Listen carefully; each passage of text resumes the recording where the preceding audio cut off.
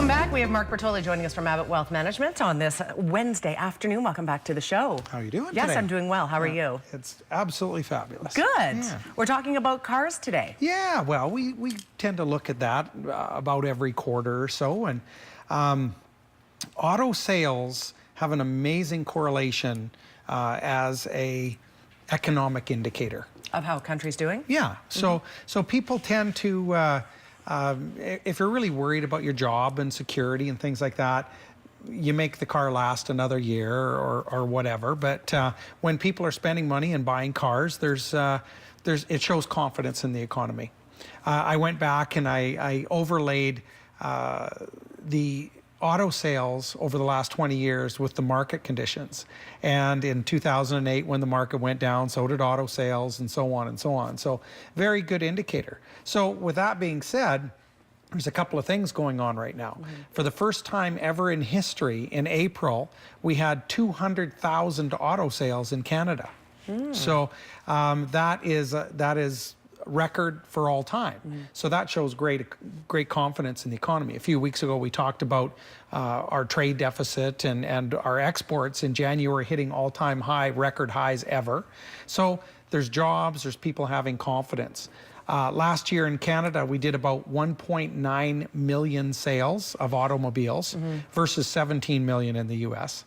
But both Canada and the US had every year for the last 4 years, we've set new records. So it's very positive. Very positive, yeah. So one of the things that, doing some research on this, people are starting to say, so when is it going to slow down a bit? Right. Because you can't continue to break records on highs all the time. So as a leading economic indicator, that's a big thing. Okay. There was another very interesting statistic. Before the downturn in 2007, the average length that people owned a car, the average age of a car was about 5.5 to 6.5 years old in the United States. Right. Right now, the average age of an automobile in North America is about 11.7 years old. Wow.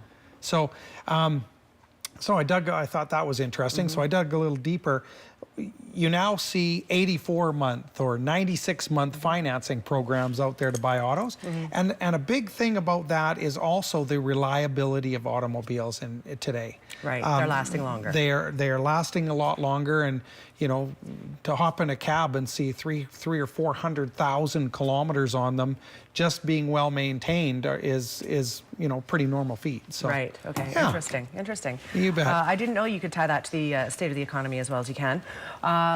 We're going to talk now about our question of the week. Yes. And there's a word in here that I'm not sure. I'm retiring soon. Should I commute the value of my pension? What does that mean? Right.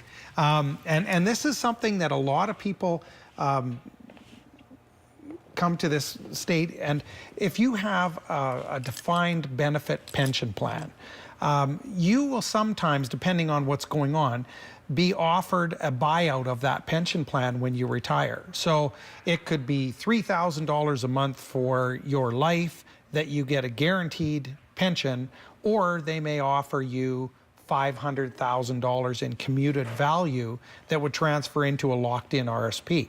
So the question is, should I commute? And that's a very complex question. It all depends on what you've done in your life, how you've saved money in your life, how responsible you are. So if you're in a corner and you need that pension to come in, the answer is absolutely not. There are some negatives to commuting. In a lot of cases, you'll lose medical benefits, and you lose the security of that income for life. Now, the positives of commuting, I heard a story recently it was told from the children's perspective, but the father had retired, took the pension, and it was a joint with the wife.